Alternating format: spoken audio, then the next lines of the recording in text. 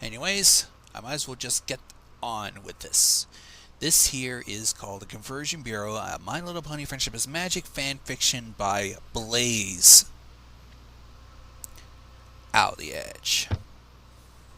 From the author, I've seen a lot of backstories written about how Equestria is simply a post-apocalyptic Earth set in a distant future.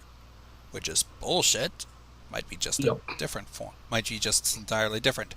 By the way, that one tire that was seen in fucking Hearts and Hooves Day, that doesn't mean jack shit. It was probably put there just for comic effect. Wait, what spire? Tire. Oh, tire, yeah. Yeah. Anyways, I decided, reading along here, to expand on it in a much less grim, dark fashion. It may seem very human-centered, but you'll see more ponies as the story progresses. Enjoy whatever the hell kind of emoticon that is. Was that a disclaimer? That was from the author. Ah. Now for the prologue. The pony race and humans have lived together in harmony for centuries. A peaceful race, the ponies never really felt the need for war or violence to solve world problems. Things always seemed a lot friendlier with ponies involved. Only recently have ponies been integrated into modern human society. Only recently have ponies been integrated into modern human society. My apologies. Ponies have lived in isolated, calm lands for many generations, but with overpopulation becoming a risk for the equine communities, moving from Canterlot to Newark, New Jersey was a common occurrence in these times. Of all the places, Newark, New Jersey. Nothing good comes out of New Jersey, I'm afraid. No. I like the way this is going already. Yep. Through warfare and species-exclusive diseases, humans have begun a steady decline in population and general health. The way humans have destroyed the world around them through pollution, greed, and unhealthy living conditions, this had led to humans to realize the error of their ways, but it has been too late. Ponies, being a hardy, largely pacifist folk, have slowly become the majority in the world population, but only just so. It was becoming clear the time of the human was coming to a close. Soon scientists of both human and pony worked together to create a formula to, in a sense, ponify a human and hopefully keep society from collapsing. Their long-term plan was to start a thriving pony-centric world for generations to come. In this interim period, humans were plagued with mass confusion and doubt as to what to do. Most humans have understood the decline of the population and would much prefer to be a pony. With a down-to-earth, carefree lifestyle, the possibility of flying or using magic to their advantage, and current human health problems, and think of the past, what could possibly go wrong? Famous last words. However, some people have shown some second thoughts. People like Ethan McCullough. You guys okay? Yes, I'm okay. There's, Alright. Just taking in the scenery. Yep. Alright, now for the first chapter, in which something happens, literally titled. Ethan rose from his bed on that warm Sunday morning in April to the sun beating down through his window. He knew today was the day. He was finally going to do it. Get it done and over with. He was going to be ponified, and he was going to move to the pony world. Most of his other friends have already gone through the ponification process, and now it was his turn. For a young adult still not quite done with his teenage years, this 17-year-old couldn't help but succumb to peer pressure. Ethan laughed quietly and got up to pack. The newspaper talked all about it last month. Still had the clipping of the article on the wall of his bedroom. Ponification camp opens. Hundreds flock to join Pony Society. Ethan has skimmed through the article several times today, looking over regulations and the daily regiment of the 7-day camp. And as he packed a 6 set of clothes, toiletries, and other essentials, he was confident he knew what he was doing the moment he walked into the door of that camp. Ethan hopped into his car and drove his way through the streets of his hometown. There were many memories attached to these streets, and hopefully they will stay with him when he comes back a totally different species entirely. The once crowded suburban complex he called home was now barren, with only a few of his neighbors still going about their business, and some ponies are seen bustling through the streets and skies above. Ethan knew that this kind of living was soon going to come to an end, and the new society he would soon be integrated into will be much better, or at least that's what he was reassuring himself with. After about 20 minutes behind the wheel, following the MapQuest directions he printed the day before... Who the fuck uses MapQuest? I know. Who the fuck use MapQuest these days? Anyways, following the directions, Ethan arrived at what looked like the cleanest building in the neighborhood. The began to look more like a clinic on the outside, with what looked like a large greenhouse complex in the back, and a sprawling field of fresh grass even further back. The people-to-pony ratio in the general area of the building was about even. There were humans walking in and static ponies coming out. Ethan parked his car, got his things, and headed inside. The waiting room gave off a very noticeable vibe that would normally come from a doctor's office. Awkwardly quiet in a mid-sized room with only a few people sitting in comfortable chairs reading old magazines, and a unicorn pony at the reception desk typing on a computer with her magic, and sorting papers with her hooves. Ethan quietly walked up to the desk and wrote his name on the sign-in sheet, placing the application he had filled out the night before in a basket with a few others, and sat down with the other people. The uneasiness in the room was palpable. Suddenly, after what felt like hours, the door on the opposite end of the room opened, startling everyone in the room, even the secretary pony. A lime green mare appeared from the other room and looked at the people in the chairs, including Ethan. After a minute, she spoke. "Okay, all of you come with me," she said, in that kind of peppy, cheery tone that would annoy the average schmo off the streets. Kind of unnecessary. Yo. The aforementioned people rose quickly and started toward the door, anything to break the monotony of sitting in that room. Something told Ethan that it brought back bad doctor memories for most of them. "Now I'm going to take you 5 to your living quarters," the pony said, as they walked down the long hallway to the dormitories. Even though ponies have been living in his neighborhood for a few years now, Ethan has never really gotten a chance to be this close to a pony before. They'd always been either at home or at work, and his friends and family didn't really have any pony acquaintances he knew of, at least until they became ponies, that is.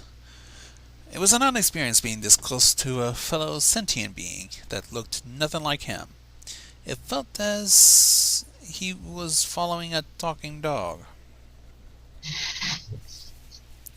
Finally, people and her followers arrive at a small hallway. There must have been 20 rooms there, each individually numbered like a hotel's rooms. The pony directed each of the people to their respective dorms, and Ethan was the last. He got room 526 or so, it said, on the plate in the front of the door.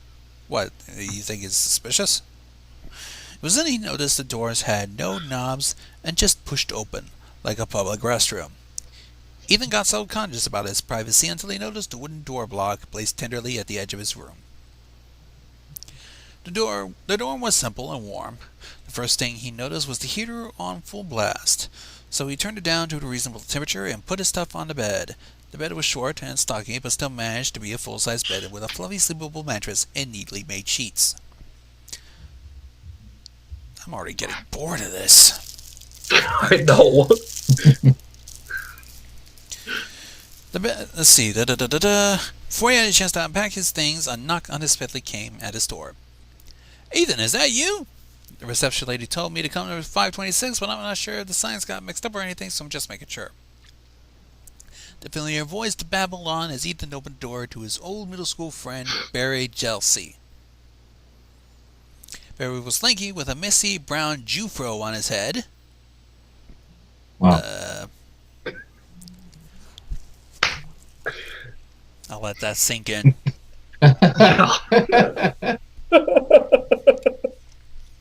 Wow. You've activated my race card. Okay, and was wearing a gray, battered-looking t-shirt with equally as battered cargo pants. The two friends man-hugged at first glance to each other. Man-hugged? Is that really a term? Trying to check out evidence if that's the case, though. If not, well, he probably made it out there anyway. Sounds like he's talking from down the hall. I know. Anyways, man hug. Pat. Hey, buddy, Ethan greeted Barry with his first genuine smile of the day. Hi there, I guess I was right about the room. Barry replied, a thumbs up into Ethan's dorm, sitting enthusiastically on the bed. After a short silence, Barry continued. So, I guess you're here for the pony thing, eh? No, I'm here to extract revenge on one of the employees here. He killed my father and he must die, Ethan replied with a serious look on his face. Soon both of them collapsed with laughter. Sure as hell I'm here for the pony thing. How long have you been here? That was kind of unnecessary. Yeah. Agreed. Mm-hmm. Yeah. Alright.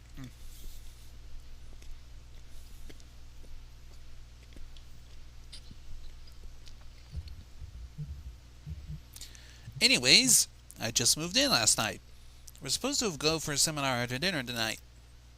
To inspire us to make the right choices and all that junk. Barry said, using finger quotes where appropriate. You can always, use the quotations marks. Just saying. Can't. Why? I can't. I can't even. Anyways, half the reason I'm going is because my friend is giving a speech. She is a pony too. You have pony friends already? Yeah, I wish I did. Things are so weird around here, Ethan replied. You get used to it. I did, and I've only been here for 15 hours. Some slight inconsistencies. Mm-hmm. Ethan spent the next couple of hours looking through the papers given to him in the dorm room with Barry, meanwhile catching up with his long-lost friend. Barry had moved out of the suburbs in the summer before the first year of high school, and Ethan has been able to keep in touch with him since.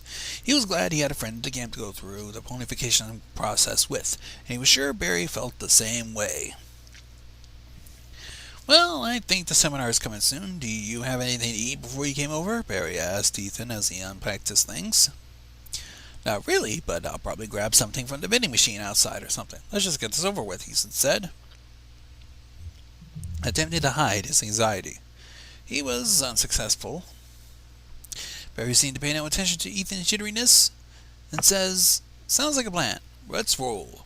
And with that, they set on a short walk to the seminar hall. Chapter 2, let the game begin. What game?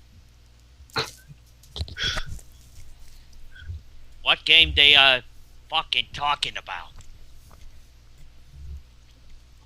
Rock'em Sock'em Robots and Spirograph. I thought it was Monopoly. Let's see what happens. Monopoly's pretty good.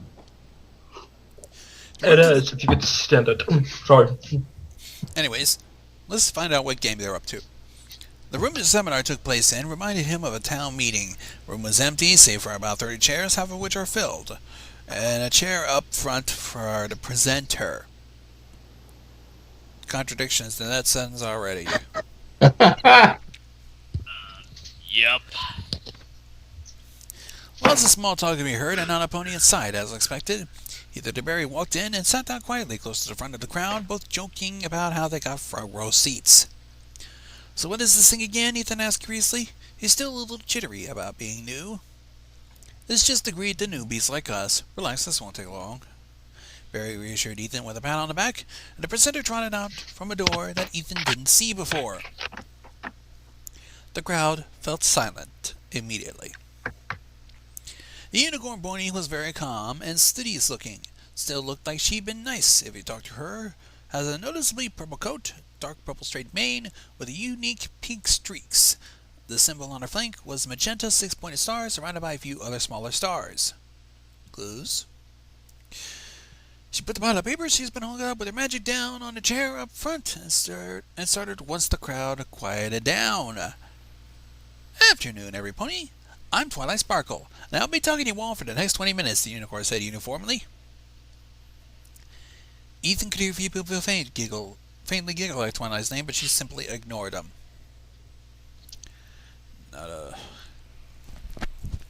Yeah.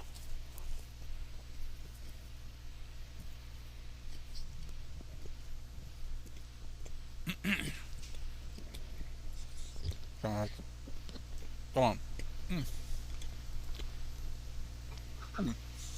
I think it's amusing that Twilight Sparkle just came out and your icon is just Twilight Sparkle with this nonchalant expression on it. Yeah, I changed it like last night. You planned this. Not really, it was just because some people were like fucking,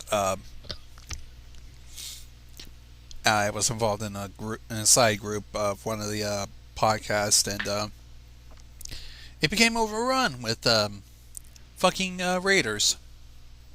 Oh, God. And raiders that started like spamming the Skype and making it miserable. And I was like, seriously. You guys are seriously fucking, like, way below it. Bunch of trolls. Anyways. Now let's hear what Twilight has to say. Casual but serious, by the way. Now, I'm almost positive all you are here because you want to become a pony. This is a fact. You don't come here because you don't want to be a pony unless someone forced you at gunpoint. But that's a different story. I may not fully understand your reasoning behind your choice to become a pony, considering I was born one myself, but I can understand what we have been facing in the past few years. Humans such as yourself have brought your world to shambles, all because of the selfish greed of big business and the horrible health habits of the majority of our population. Thank you, Twilight. I feel like I've been backstabbed by the fucking truth. Thank you for reminding me of how miserable we fucking are. Shots fired. Yes. Twilight points at the map of the world, with a small island just outside the east coast of the United States circled in red marker. Ponykind faces overpopulation in ways that the tiny isle of Equestria simply can't keep together for long. Unfortunately, now it's been proven that Equestria is not an island, it is a big fucking world. Yep. That's why we moved into your towns and cities. Small boss, while someone coughed near the back. I'm sure you all know about this already, but what you haven't heard is why. Why are you here today sitting in a cramped room with sweaty, tired people just waiting for me to stop talking? How come I feel like this is what's happening right now? I feel like many people who are probably asking me, please shut the fuck up.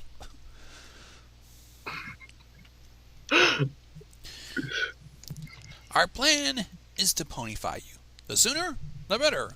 Expect this to happen when you least expect it. You get used to our culture, food, and our lack of thumbs. Trust me, it's easier than it looks, because humans can't handle the magic radiating from equestrian borders. Becoming a pony is crucial to expanding the peaceful, friendly aura that surrounds Equestria every day of every month of every year. Thank you. Excuse me. A small applause followed, and most people got up and started to leave for their dorms. Barry immediately got up and walked to Twilight, who hadn't moved since she stopped talking. Twilight, how's the new job treating you? Barry asked heartily. Great, Barry. Good to see you finally caved in and signed up for the cause. And who is this? Twilight gestured towards Ethan, who had just walked up to join Barry. Ethan jumped a little at the attention. I'm Ethan, he mumbled nervously. He wasn't really that good at talking to ponies that much, and that coupled with his normal social awkwardness is a horrible combination. Ethan here is an old friend of mine from middle school. He's dorming next to me for the week, Barry said enthusiastically, putting his arm around Ethan's shoulder. Yeah, Ethan added, just as awkward as earlier. You remind me of another friend of mine, Ethan. It's nice to meet you, Twilight replied, smiling genuinely at him. Ethan smiled back, only glad that he didn't come off as a total creep. Well, we'll be heading back to the dorms now, Barry stated. Actually, I want to talk to Twilight for a minute, if you don't mind, Ethan said, finally growing a pair and speaking up. Oh, sure, Barry said, a little surprised. Don't let him get on your flank, Twi. See you guys later. And with that, he rushed back into his dorm, leaving Ethan and Twilight the only people in the room. Well, what do you want to talk about, Ethan? Twilight asked. Well, I hope I'm not wasting your time around anything. I don't want to seem like just some bum off the streets. No, not at all. A friend of Barry's is a friend of mine. Now, what's troubling you? Well, Ethan said, realizing he had not rehearsed this beforehand.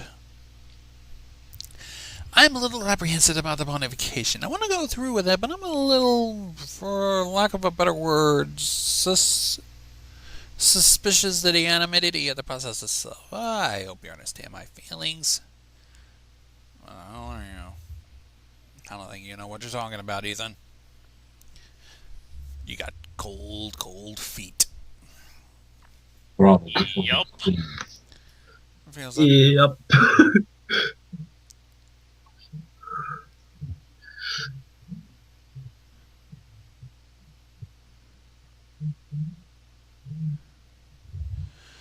Alright, sorry.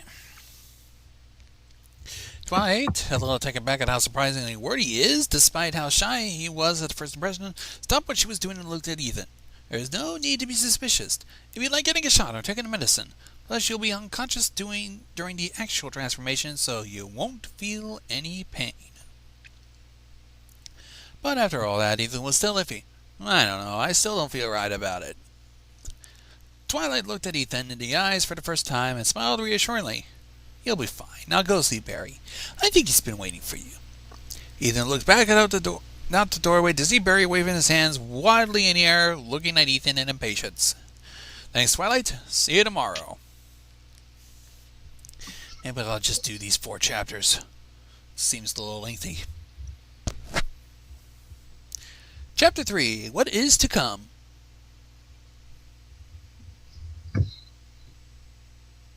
Strange, that we didn't even figure out what the previous chapter was about. Let the game begin. Didn't even say anything about a goddamn game. I think they were referencing the game to be the whole introduction to the process of being ponyfied. Anyways, I'm just making it up because I have no idea what the hell this thing is. Good morning, campers. The instant singing over the loudspeakers woke Ethan up with a start, and he began groggily putting his second set of clothes on. Once the short song ended, the obnoxious pony began to read the morning announcements. Okay, alright, okay. Ethan could hear the shuffling of papers. The cafeteria menu day for Monday, April 16th is chicken lo mein, what's that? And for you pony folk, hay fries and the flower of the day sandwich. Also, can James Thompson mosey on over to the bonification room? You're up, Jimmy. This has been Pinkie Pie with your daily announcements. Have a fun-erific day. And without, the loudspeaker cackled off. The second speaker turned off, an audible "woohoo" was heard from a few rooms down, then heavy, springing footsteps. The footsteps were soon followed by more noises of people in the dorm hallway thundering to their doors. Ethan joined them to see a person they don't know for the last time as a human. This scrawny, auburn-haired 20-something made his way out of his room wearing nothing but a ranky tank top and boxer shorts, and walked triumphantly down the hall with applauding campers at each side of him. Each step his last as on human feet, the small look on Jimmy's face showed that he was most certainly ready to be ponyfied. The clapping and cheering didn't end until he was out of sight. When the noise finally died down to a hush, the people began sitting down in their doorways. Ethan turned to his door neighbor, Barry. How long did these take? Ethan asked curiously. Another person near them answered. Give or take about 10 minutes. Really short, but I'm surprised. Technology is amazing. Leaving that guy alone in his thoughts, Ethan decided to join the sitting group as they decided to make small talk and discuss their own pony aspirations. I want to be a Pegasai. Flying like that must be so cool, one boy said to the girl next to her. A few people near him nodded in agreement. Too extreme for me. I think I'll just stick with the living a simple life of an earth pony, the girl replied. Others nodded. Ethan never really put much thought into what kind of pony he wanted to be. After seeing so many ponies around the building, he was surprised he hadn't decided what he looked like. He's sure that your physical appearance all depends on genetics. But is the pony type chosen? Ethan was afraid to ask more questions. He didn't want to feel like a newbie with the other campers.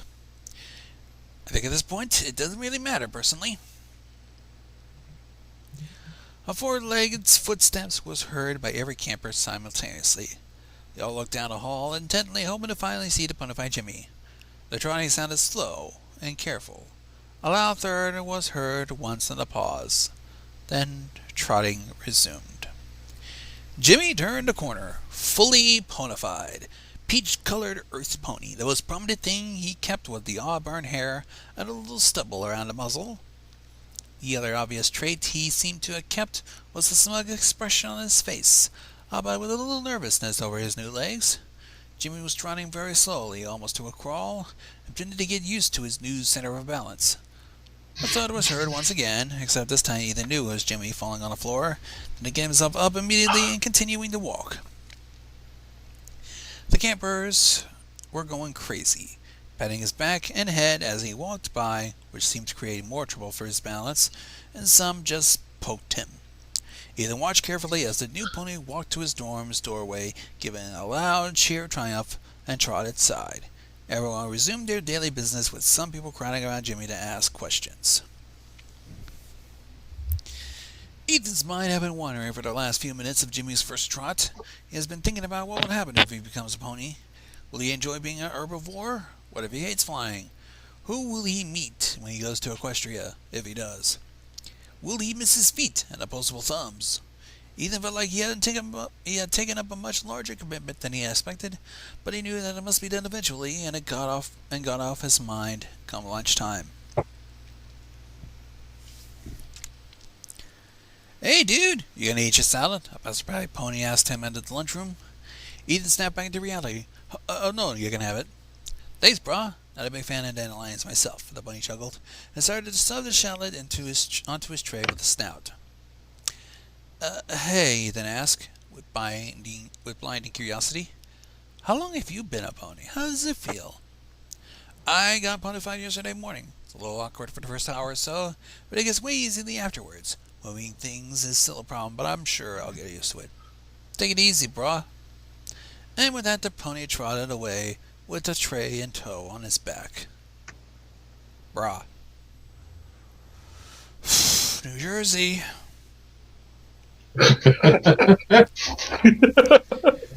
Barry retired from his bountiful lunch and turned towards Ethan. You gotta calm down, man. You're getting all tense over nothing. I know. I'll take over. I'll take you over to the greenhouse. That gotta calm you down. The greenhouses? Ethan asked. Only realized immediately after saying that he had been seeing the greenhouses when he first walked in the other day. Of course, stupid. Did you see the big glass things outside? Barry said jokingly. Let's go. Barry energetically grabbed Ethan by the wrist and dragged him out the lunchroom, just barely leaving Ethan in time to throw the rest of the lunch away. The greenhouse was massive. Despite being an isolated glass case filled with trees, the ceiling was nowhere in sight, or at least to Ethan's. The trees tower over the rest of the nearby structures, and many Pegasi were seen flying overhead, with a look of sheer elation plastered on each of their faces. Anyone could tell from where they were standing that these ponies were having the time of their lives. Those be the new ones. Isn't this calming? Barry asked, hoping to get a positive response from today's Ethan, who has been staring up at the Pegasi the whole time.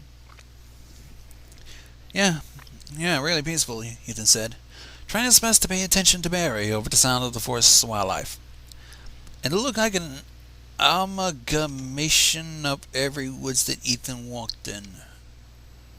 Amalgamation? The fuck? Of all the simple Amalgamation. words and shit, why did they put this complicated thing in there? What the hell does that mean? The action, process, or result of combining or uniting. Gonzo, can I correct you on something? What is it?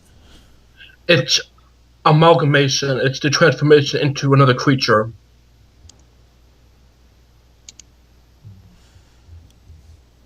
This doesn't even make sense.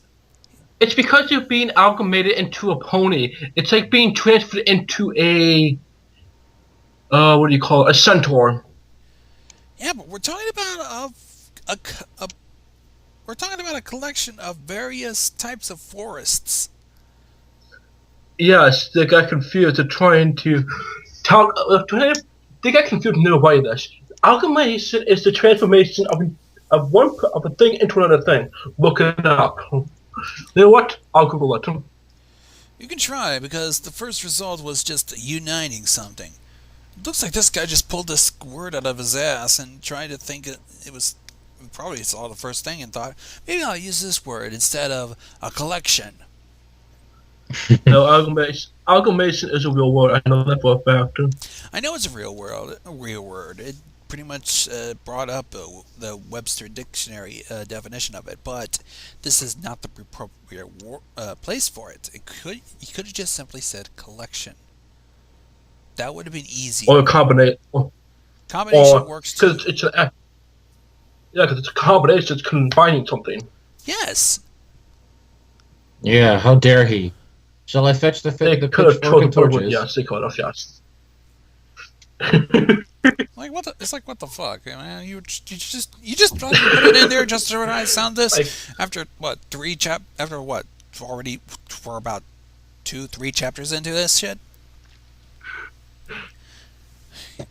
This guy just doesn't know what he's doing. I bet. They're like thinking, It's probably what's They were drunk like- at they the were- time. he was thinking, I'm going to sound smart right now. Oh my god, are we really like bashing him like that? Anyways, I know I'm probably being a fucking bastard, but No. It's for the sake of comedy, really. alright. Anyways, this little collection had a muddy creek, a plethora of bugs and small rodents, low and high-hanging branches, and a very humid post-rainstorm atmosphere throughout. Finally done with looking up at the winged ponies. Never mind. Ethan lowered his head with a noticeable crack. God, that happens. Hey, Barry, he started, only to see that Barry was distracted talking to a unicorn. A unicorn friend of his near the river. He then decided to go on his own and sat down lazily on a nearby rock.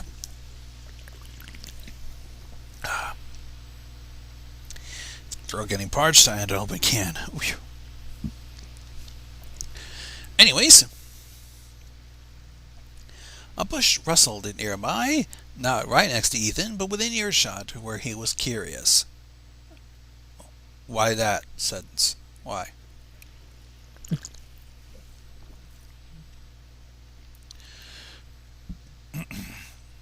He heard it again, followed with some light mumbling. From the rock, he rose to investigate. The bush nearby were bare, but he could still hear mumbling. Clearly, someone, as it sounded like the mumbling was in English. The sound of the mumbling came from a Pegasus pony in a thicket just behind a rock. The Pegasus had a long, wavy pink mane and a sunny yellow coat. Her blue-green eyes looked distressed and nervous. Bets? See what you gotta say, by the way. I forgot to pretty much bring up the chat.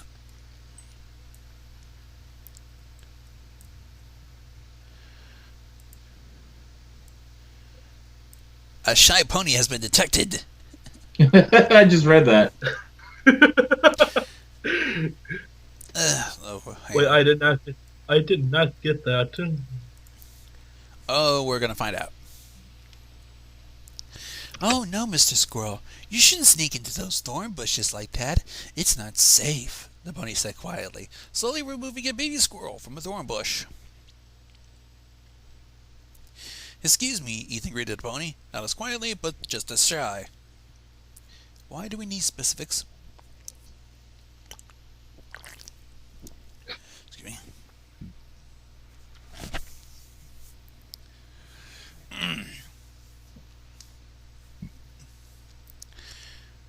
The pony gasped, clearly frightened by Ethan's sudden appearance. After hyperventilating for a minute, she looked slowly over to where Ethan's voice came from. I didn't know Fluttershy was that extremely scared. Of course, in my version, Fluttershy's try to stop being too shy and actually try to get some balls for a change. I don't really. I've seen your Fluttershy, Gonzo. I tried to ride her, but I guess I kind of flubbed it. Anyways, let's see. Hello, the pony mumbled. Is something wrong? Ethan asked, worried that Ethan has hurt her feelings. Oh no, just nothing, the pony replied, trailing off near the end of her sentence. Do you need help at all? Ethan said, noticing the animal she had previously had in tow ran off into the bushes. No, it's fine, but you can help. I mean, if you want. Oh, sure. Ethan and his new friend suddenly spent the next hour or so gathering up animals. It was a lot easier than Ethan had expected, and all of the animals seemed very harmless and friendly. Very odd behavior for animals that Ethan has been raised to know that carried rabies and weren't afraid to bite humans in self-defense. After the very last chipmunk was found in a patch of tall grass, Ethan and the pony walked to the rock where they met, and Ethan had sat down. You know what else assignment? I didn't get your name, Ethan said quizzically. Okay. Oh, I'm Fluttershy. I'm sorry, did I get your name? No, you didn't. Don't worry, I'm Ethan. Nice to meet you, Fluttershy. Nice to meet you too, I guess, she replied. Ethan could shake off the fact that Fluttershy seemed to always be so quiet. Even with how friendly they've gotten, where she could finally speak full sentences to him without squeaking or fright, she seemed to be perpetually reclusive. Sorry. So, yeah, there we go. Suddenly, a blue Pegasus pony flew overhead and stopped at about 10 feet above their heads. Come on, Fluttershy, she shouted impatiently. Quit talking to your new friend and help me greet the new Pegasi. We still need to teach him how to fly, you know. Bets? This is going to turn into a gambling stream. What's going to happen next? Who is it going to be? What will actually make me break harder than the time I had to live stream the room?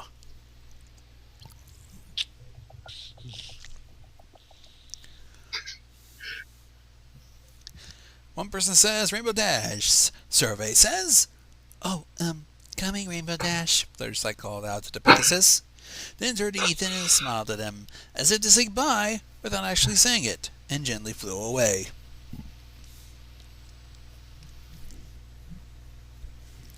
Barry arrived seconds later, but unbeknownst to Ethan, had been there the whole time.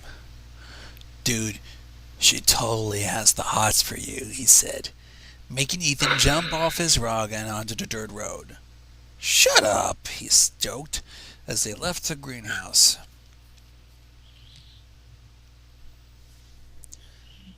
How would he know, the fucking fag? It?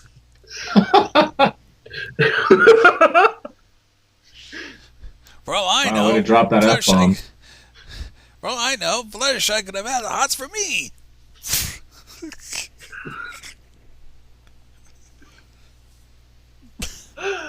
Okay, last chapter, and I'm gonna fucking call this. According to plan. Chapter 4. What plan? I have no idea. Let's see. Guy clearly has no idea of how to fucking title his chapters appropriately.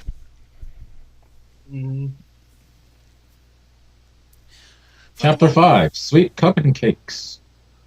I don't think I want to deal with that tonight. For the moment Ethan gained consciousness, there was noise. Sights were calming, but from the sun beating down his bed from the nearby window to the warm spring wind blowing lazily into the open window, sounds, however, were anything but peaceful. Raucous cheering and shouting were heard immediately outside his dorm room, the kind he heard the day before when Jimmy was being ponified. And finally realizing what he was about to miss, Ethan shot out of his bed, bolted to the door, and yanked it open. Whoever was being ponified had already walked down the hallway, so people began to quiet down. Ethan sat on the hallway for curious as to who got ponified and if he knew them. But suddenly Ethan noticed something. The door adjacent to his was wide open, with its bed and doorway unoccupied. Ethan could have sworn the loud footsteps he heard were much louder than when it was Jimmy's turn, and he hadn't gotten a tap on the shoulder or a silly remark yet today from a certain friend of his. "Oh no," Ethan said out loud to himself.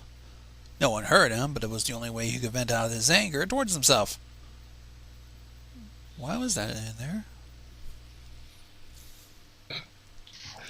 He just missed seeing Barry as a human for the last time. While this may not be a big deal, considering at least he'd still be seeing him, this is still a life-changing event for Barry, and Ethan felt horrible for missing the beginning of it. All he could do was sit and wait for his friend to return. The inevitable cheering commenced again after what seemed like centuries for Ethan, as Pony Barry trotted down the hallway. His coat was an odd mix of orange and yellow, making it seem like he might have had a scent like air freshener. His brown hair had been almost directly transferred to his mane, even keeping the perpetual bedhead intact. Next thing Ethan noticed was that Barry was a unicorn, and thus would receive training from Twilight sometime today.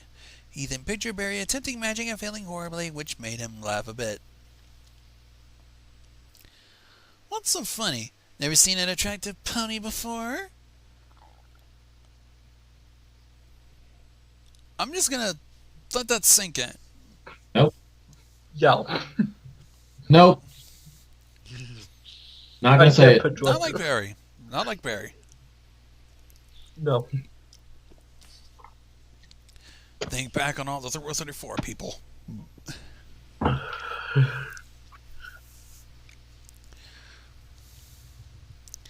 Barry had just reached his dorm room door and was sitting next to Ethan. Ethan had noticed Barry's presence and jumped a bit at the sight of him. No, and I still haven't. The bell landed and Ethan asked for what seemed like the upteenth time this week. How does it feel? I knew you were going to ask me this, Barry said. Ethan still had trouble putting Barry's voice into Pony's mouth, but it seemed to fit the look nicely. It's new, I'll give you that. Walking's easier than it looks, but it still takes some getting used to. I feel like I'm a midget with 4 legs with how short I am now. A midget with 4 legs and a horn. Have you used it yet? Barry looked straight up at his forehead, where the orange appendage stared right back at him. Not yet. I'd like to, though. Try opening that guy's door, Ethan suggested, pointing to a door across the room. Barry concentrated. Much more than Ethan had ever seen him concentrate on anything, really. His horn began to glow a little, lighting up the area around him. The doorknob at the door, Ethan suggested, began to turn slowly. Wait. Doorknob?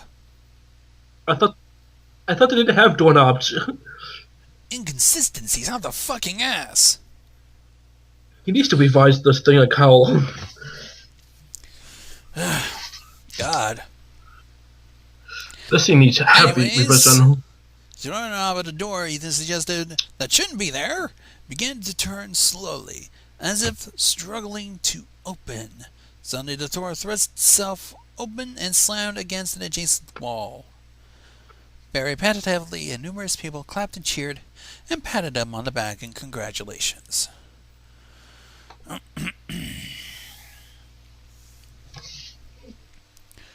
Are you sure you want to commit to this later on? Yes, I'm absolutely sure. I'm confident in his abilities. Twilight Sparkle looked confidently into the princess's eyes. In all her years following Celestia, she has never been this willing in her life. She stood her ground before a teacher who was sitting sternly in her massive throne. While Twilight was almost like a daughter to her, this was a serious discussion, and they treated it as such. Celestia fidgeted in her chair as she thought the plan over. It's not normal for her pony vacation camp, you know. Normally I'd spend another week there learning how to be a pony, even after the transformation. Why do you want to pull this unicorn out so soon? I think he's much more in touch with his magic than most unicorns I've seen through this camp. He can already move objects and control the strength of the magic used, to an extent. I think I should take him, for lack of a better saying, under my wing, because we could use him to our advantage. Advantage of what? That's what I feel out too. Thought I was so big you could fucking shove a cruise liner there. Yup.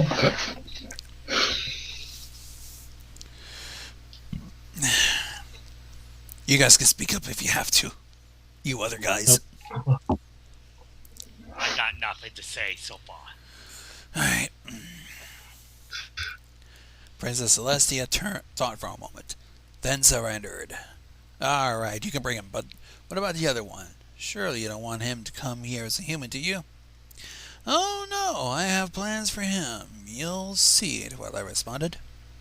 I hope you know. I don't like it when you hide things from me, Celestia replied sternly. Don't worry, Princess. My intentions are anything but bad. It's just that I haven't really planned what to do with him just yet, Twilight said, embarrassed at her lack of organization. And yes, it seems that this fanfic was obviously made before the Magical Mystery Cure episode, before Sparklebot became Princess Sparklebot. From the way it sounds, this is before our nerd became a princess of the nerds.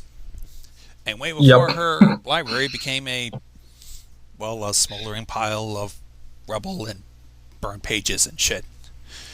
I need a... No, God, it was a burnt tree. Yeah. I need a piss break. I'll be right back.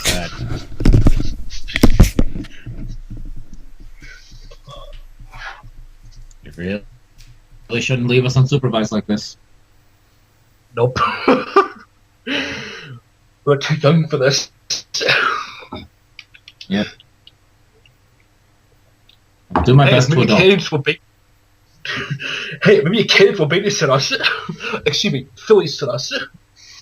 Oh, God. Oh, my shoulders. Oh.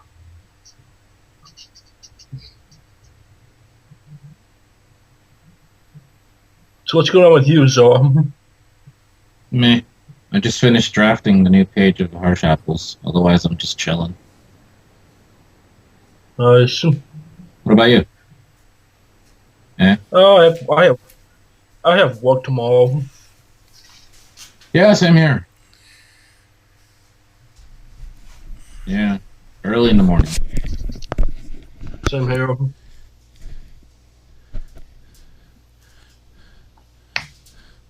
There we go. We didn't break anything. There we go.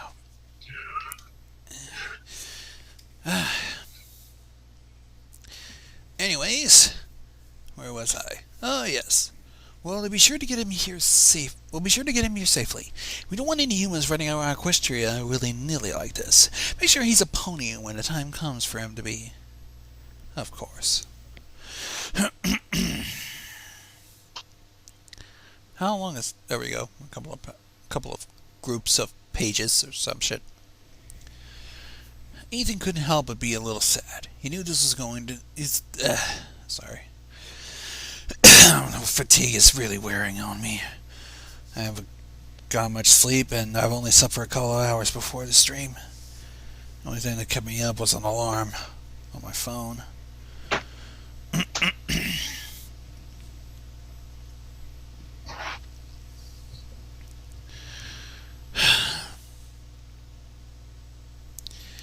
Ethan couldn't help but be a little sad. He knew this was a good thing for Barry, and to an extent, Earth.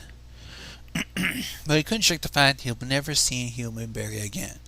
There were certain things in his mind that made human Barry unique that can't be replicated in a pony. Barry's choice in clothing, for instance. Last year he was infamous for going to the prom in nothing but gem shorts and a Led Zeppelin t-shirt.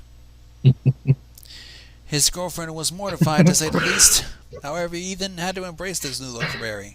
He was glad that at least he kept his personality.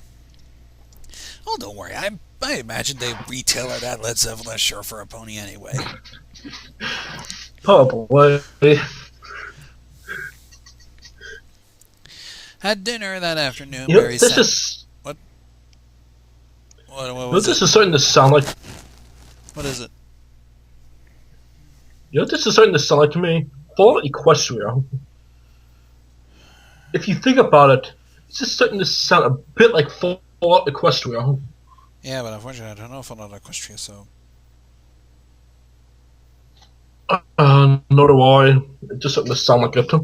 Whereas Earth is being taken place by Equestrian.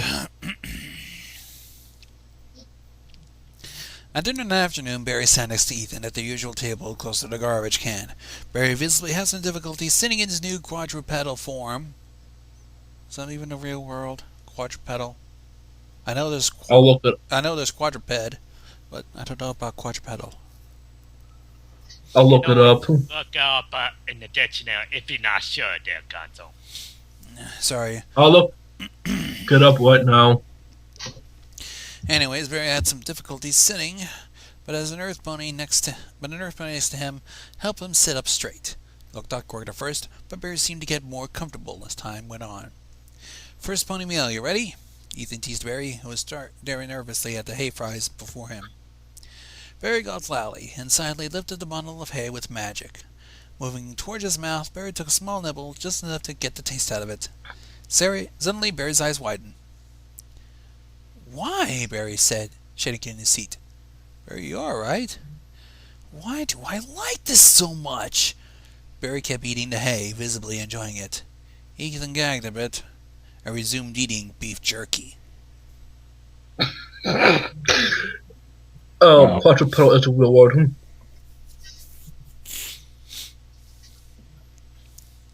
The loudspeaker turned on with a start and caught the attention of the entire lunchroom. Humans and ponies stared up at the speaker near the doorway to wait for the message. Howdy there, everyone," the speaker began in a noticeable southern drawl. "Now, how does Speaker do this again? All right. Can Ethan McCullough, please come to the pony transformation room? I think it's your turn to something. Thanks." It's probably Applejack. Who else has a southern drawl? I don't really. Braybird. I mean, out of the main six that seems to be having every chance. No. I mean, who else has a southern drawl that seems to be put out of the main six? That's like seems to have every chance of being put in there. Just hey, here's the main six in there. There. True. Barry elbowed Ethan as hard as he could with his front hoof. Ethan was frozen for at least 30 seconds before slowly getting up. Every single thing with eyes was using them to stare right at Ethan at the moment. It was as if Ethan was naked right now. It was his worst nightmare. There was no cheering. Usually these announcements are made in the mornings, and for one to happen this late is very odd. Ethan walked quietly out of the room to avoid any more unnecessary attention. The lunchroom's conversation started up again once he left. Everyone and every pony was staring at Ethan as he walked down the empty halls and entered the atrium, where the small unnoticeable door to the ponification room was visible next to the receptionist desk. The door labeled "Authorized Personnel Only." Ethan could only assumed he was authorized enough to go in. So he did. Wow. How climactic of you.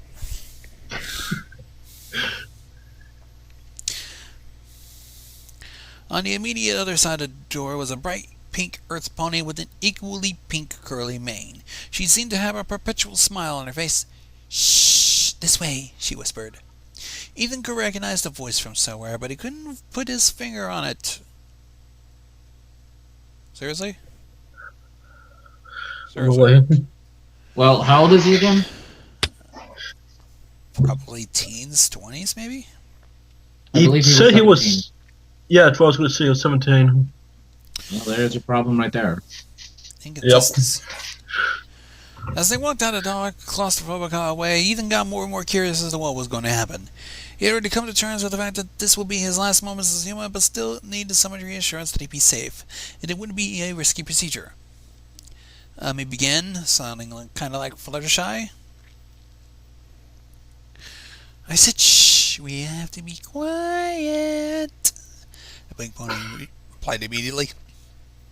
Can you at least tell me now where we're going? To the pony room, silly. Where else would we be going? Ethan soon realized she was right. The pony pushed open the knobless door to reveal what looked like eerily a doctor's office. There was a small cushioned bench with sterile paper on it, and a desk opposite to the bench with numerous doctor's accoutrements.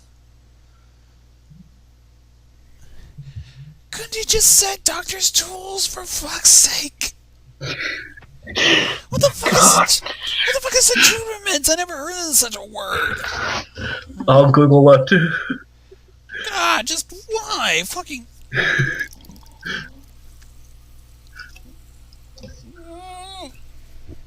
A quadrupedal is a real word. Why does he have to insert every so often these fucking normally high words? And a fanfic that has like easy to understand words, easy to understand descriptions. Accoutrement, additional items or dress or equipment, or other items carried or worn by a person or used for particular activities. Because it's a fucking said tools, for fuck's sake!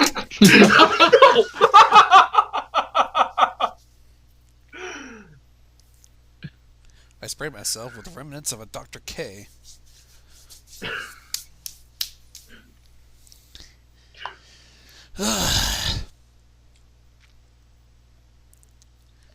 Jesus, trying to sound sophisticated in a fucking fan fiction. Maybe I should write. I I'd don't just know be a how to nasty say it, but I guy. highly suggest not. What? Me writing one? Let's just try to continue on. I want to get this done. Yeah. I feel like No, I it's want to not take that this. A pony-sized, clean doctor's robe was draped on a hanger on the door. The silence in the room was ominous. Wait here, the pony said. It sounded like she was in some sort of infiltration mission. Ethan obeyed and sat quietly on a bench. Thankfully, it wasn't long before the doctor came in from the door next to the desk. The doctor was a unicorn mare with flowing violet-blue hair and a light gray coat. She looked very well groomed and clean. Right, let's get started. I have a salon appointment at 7 and I simply cannot miss. Before you can speak, the pony continued, I'm Rarity and I'll be your ponificator for today. Are you feeling stressed at the moment?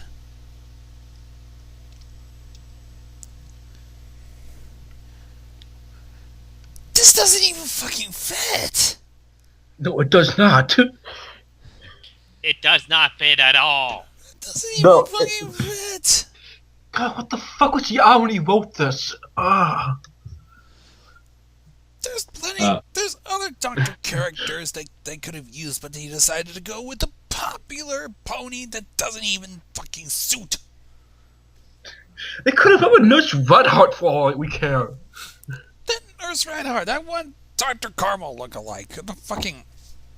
Why? Yeah, that Just was- why? Why Rarity? God. Well, it's more suitable as a fetisha than a doctor. Fashionista. Get it fucking right. God damn it. Let's Anyways, continue. Ethan, taking cue, started talking.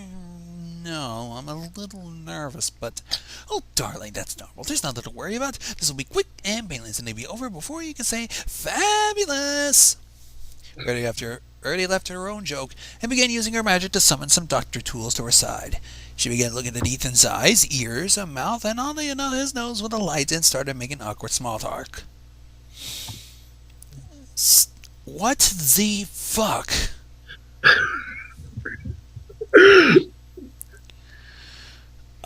Sorry.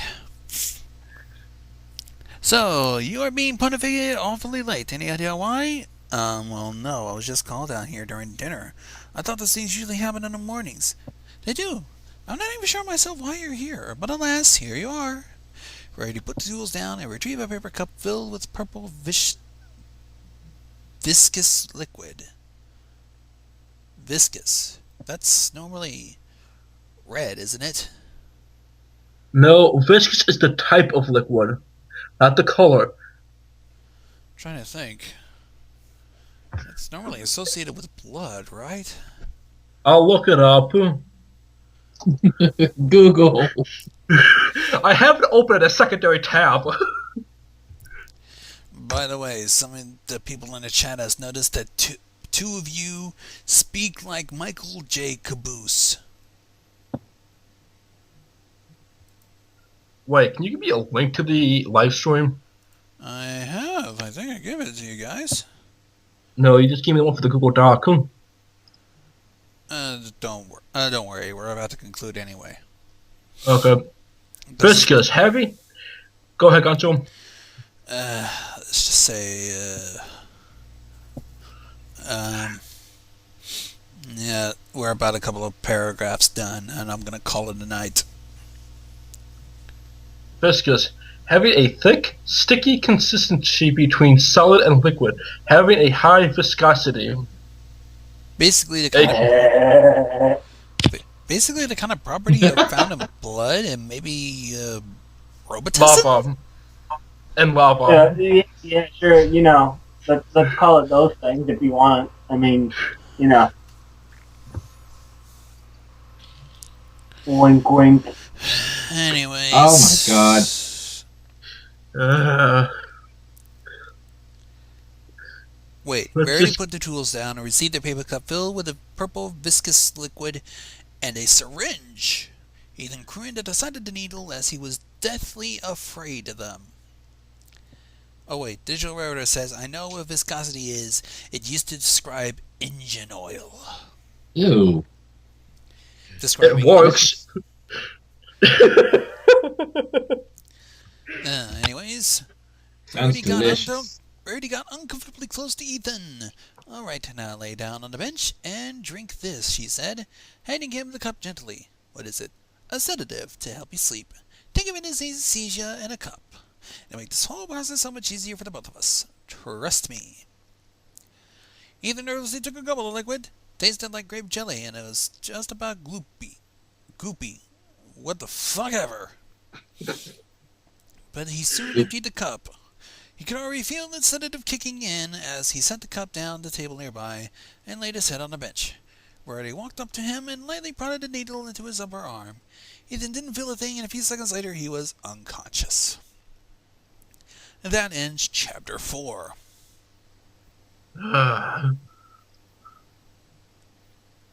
This was quite the train ride.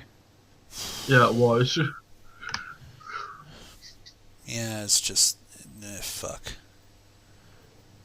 Anyways.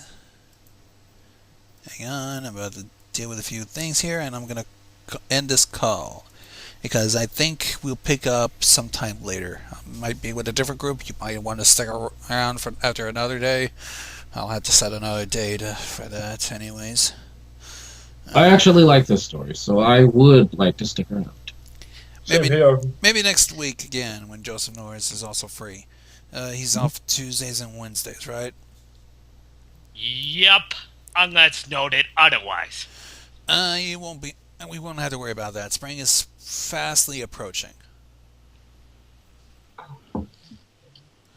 So yeah, I think we're good. So thank you guys for at least sticking around and keeping my sanity in checked.